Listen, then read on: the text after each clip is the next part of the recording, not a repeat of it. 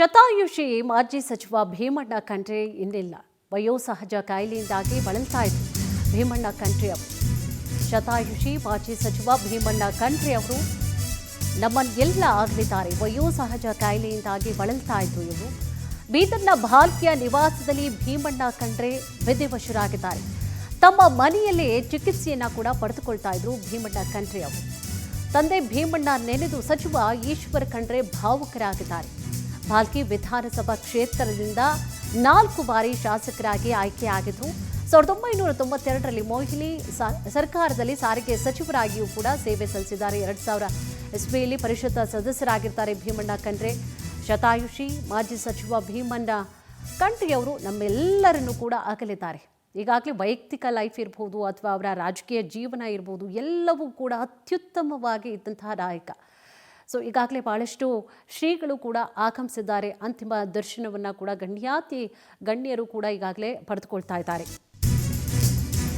ಇನ್ನು ಮಾಜಿ ಸಚಿವ ಭೀಮಣ್ಣ ಖಂಡ್ರೆ ಅವರ ನಿಧನಕ್ಕೆ ಗಣ್ಯರು ಕೂಡ ಸಂತಾಪವನ್ನು ಸೂಚಿಸ್ತಾ ಇದ್ದಾರೆ. ಇನ್ನು ಎಕ್ಸ್ ಖಾತೆಯ ಮೂಲಕವಾಗಿ ಸಂತಾಪವನ್ನು ಕೂಡ ಸೂಚಿಸಿದ್ದಾರೆ ಸಿಎಂ ಸಿದ್ದರಾಮಯ್ಯ ಅವರು.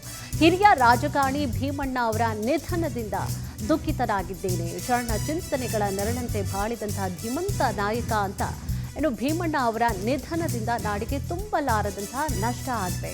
ಎಕ್ಸ್ ಖಾತೆಯ ಮೂಲಕವಾಗಿ ಸಂತಾಪವನ್ನು ಕೂಡ ಸೂಚಿಸಿದ್ದಾರೆ ಸಿಎಂ ಸಿದ್ದರಾಮಯ್ಯ ಅವರು. ನೋಡಿ, 4 ಬಾರಿ ಶಾಸಕರಾಗಿ ಇವರು ವಿಧಾನಸಭೆಗೆ ಭಾಲ್ಕಿ ವಿಧಾನಸಭಾ ಕ್ಷೇತ್ರದಿಂದಾಗಿ 4 ಬಾರಿ ಶಾಸಕರಾಗಿ ಆಯ್ಕೆ ಆಗ್ತಾರೆ. ಜೊತೆಗೆ ಜನಾನುರಾಗಿ ಅಂತ ಹೇಳ್ತೀವಲ್ವ, ಆ ರೀತಿಯಾದಂಥ ವ್ಯಕ್ತಿತ್ವವನ್ನು ಉಳ್ಳಂತಹ ವ್ಯಕ್ತಿ. ಸಂಬಂಧಿಕರೇ ಇರ್ಬೋದು, ವೈಯಕ್ತಿಕ ಲೈಫ್ ಇರ್ಬೋದು ಅಥವಾ ರಾಜಕೀಯ ಜೀವನ, ಯಾರು ಕೂಡ ಅವರನ್ನು ಹೇಟ್ ಮಾಡ್ತಾರೆ, ದ್ವೇಷ ಮಾಡ್ತಾರೆ. ಈಗ ಒಂದು ಪಕ್ಷ ಅಂತಂದಾಗ ಮತ್ತೊಂದು ಪಕ್ಷದವರು ಅವರನ್ನು ವಿರೋಧ ಮಾಡುವಂಥದ್ದು ಈ ರೀತಿಯಾಗಿರುತ್ತೆ. ಬಟ್ ಯಾರ ಒಂದು ವಿರೋಧವೂ ಇಲ್ಲದಂಥ ಒಂದು ಕ್ಲಿಯರ್ ಆದಂಥ ಅಚ್ಚುಕಟ್ಟಾದಂಥ ಒಂದು ವ್ಯಕ್ತಿತ್ವವನ್ನು ಉಳ್ಳಂತಹ ವ್ಯಕ್ತಿ. ಭಾಲ್ಕಿಯ ಗಾಂಧಿ ಗಸ್ನ ಮನೆಯಲ್ಲಿ ಅಂತಿಮ ದರ್ಶನಕ್ಕೆ ಈಗಾಗಲೇ ಏರ್ಪಾಡನ್ನು ಕೂಡ ಮಾಡಲಾಗಿದೆ. ಬೆಳಗ್ಗೆ 10 ಗಂಟೆಯಿಂದ ಮಧ್ಯಾಹ್ನ 1 ಗಂಟೆಯವರೆಗೆ ಅಂತಿಮ ದರ್ಶನಕ್ಕೆ ಅನುವನ್ನು ಮಾಡಿಕೊಡಲಾಗ್ತಾ ಇದೆ. ಪತ್ನಿ ಲಕ್ಷ್ಮೀಬಾಯಿ ಸಮಾಧಿ ಪಕ್ಕದಲ್ಲೇ ಭೀಮಣ್ಣ ಅವರ ಅಂತ್ಯಕ್ರಿಯೆಯನ್ನು ಮಾಡಲಾಗುತ್ತೆ. ವೀರಶೈವ ಲಿಂಗಾಯತ ಸಂಪ್ರದಾಯದಂತೆ ವಿಧಿವಿಧಾನವನ್ನು ಕೂಡ ನೆರವೇರಿಸಲಾಗುತ್ತೆ. 1992ರಲ್ಲಿ ಮೊಯ್ಲಿ ಸರ್ಕಾರದಲ್ಲಿ ಸಾರಿಗೆ ಸಚಿವರಾಗಿ ಇವರು ಸೇವೆಯನ್ನು ಕೂಡ ನಾನಾ ಹುದ್ದೆಗಳನ್ನು ಕೂಡ ಅಲಂಕಾರ ಮಾಡಿದವರು. MLC ಇರ್ಬೋದು, ಶಾಸಕರಾಗ್ತಾರೆ, ಸಚಿವರಾಗ್ತಾರೆ. ಜೊತೆಗೆ ಅವರ ಮಗ ಕೂಡ ಸಚಿವರಾಗಿದ್ದಾರೆ. ಸೊ ಒಂದು ರೀತಿಯಾಗಿ ಅವರ ಕುಟುಂಬವೇ ರಾಜಕಾರಣದಲ್ಲಿ ಗುರುತಿಸಿಕೊಂಡಿರುವಂಥದ್ದು. ಅದರಲ್ಲೂ ಕೂಡ ಬಹಳಷ್ಟು ಜನಾನುರಾಗಿಯಾದಂತಹ ಕೆಲಸಗಳನ್ನು ಕೂಡ ಮಾಡ್ತಾ ಬಂದಿರುವಂಥದ್ದು. ಸೊ ಲಿಂಗಾಯತ ವಿಧಿವಿಧಾನದಂತೆ ಇವತ್ತು ಅಂತ್ಯಕ್ರಿಯೆಯನ್ನು ಕೂಡ ನಡೆಸಲಾಗುತ್ತೆ. ಮಧ್ಯಾಹ್ನ 1 ಗಂಟೆಯವರೆಗೂ ಕೂಡ ಅಂತಿಮ ದರ್ಶನಕ್ಕೆ ಈಗಾಗಲೇ ಅವಕಾಶವನ್ನು ಕೂಡ ಕಲ್ಪಿಸಿಕೊಡಲಾಗಿದೆ.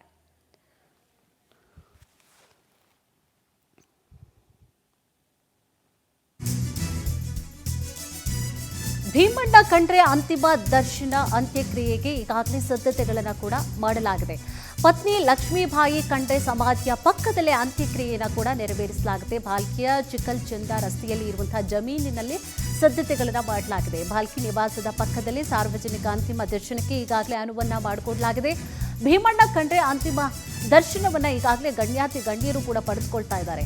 ಪತ್ನಿ ಲಕ್ಷ್ಮೀಬಾಯಿ ಖಂಡ್ರೆ ಅವರ ಸಮಾಧಿ ಪಕ್ಕದಲ್ಲೇ ಅಂತ್ಯಕ್ರಿಯೆಗೆ ಈಗಾಗಲೇ ಸಿದ್ಧತೆಗಳನ್ನು ಕೂಡ ಮಾಡಿಕೊಳ್ಳಲಾಗ್ತಾ ಇದೆ. ಸೊ ಅವರ ಜಮೀನಿನಲ್ಲಿ ಈಗಾಗಲೇ ಸಿದ್ಧತೆಗಳನ್ನು ಕೂಡ ಮಾಡಲಾಗಿರುವಂಥದ್ದು.